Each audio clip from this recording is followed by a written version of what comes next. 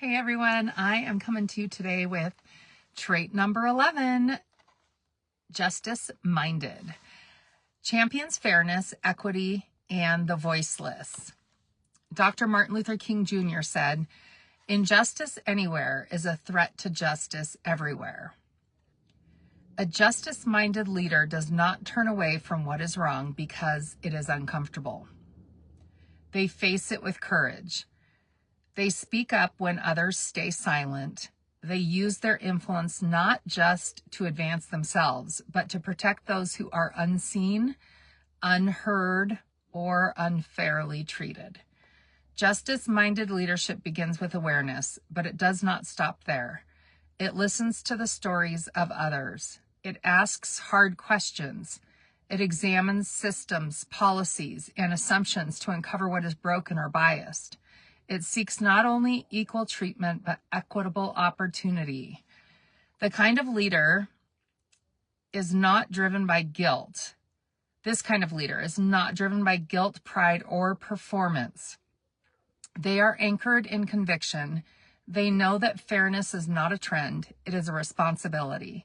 They advocate for the voiceless, uplift the marginalized, and resist the temptation to maintain peace at the expense of doing what is right. Justice-minded leadership may not always be popular, but it is always powerful. It builds trust and inspires change.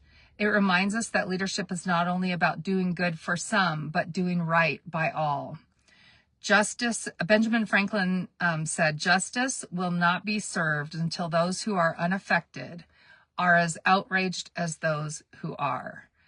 Are you as outraged about the injustices that are happening in our world today, even if you're not impacted directly? Because that's what it's going to take. It's going to take all of us to really be outraged at the injustices that affect ourselves or, like, not ourselves, others that are in different places, different backgrounds, different experiences.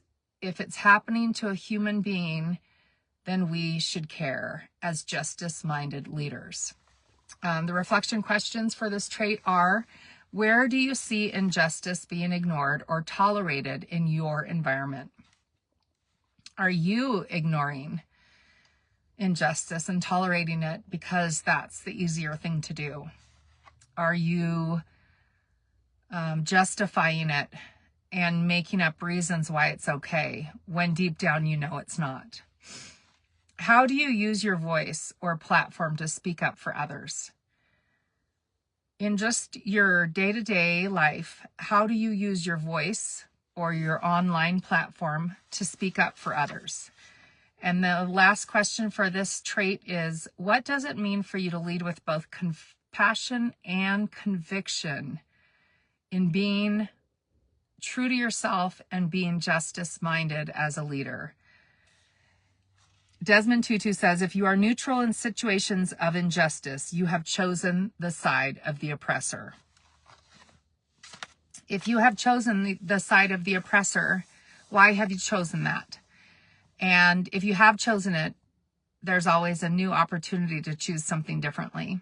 So I hope that you step into being more of a justice-minded leader today, or reflect on being a justice-minded leader and where you can take a step forward in acting with courage on your convictions, because we need people who care about others to do what they need to do to make things better for all of us.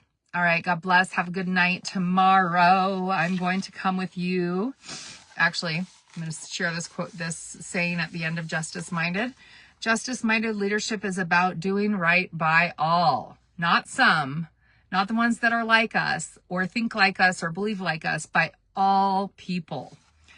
Tomorrow, I'm going to do trait number 12, servant-hearted, puts the needs of people above personal gain.